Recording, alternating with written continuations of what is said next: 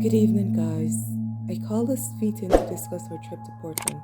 This meeting was a bit impromptu, but I wanted everyone to have a clear idea as to what each of our roles are, who will be monitoring each of the buses, who will be in charge of the children, who will be in charge of the food, just little things to that effect. I didn't want to just make a list or make a plan and then just have everyone adhere to my plan. You can't. I wanted us to sit down as a team because I do see us all as a team.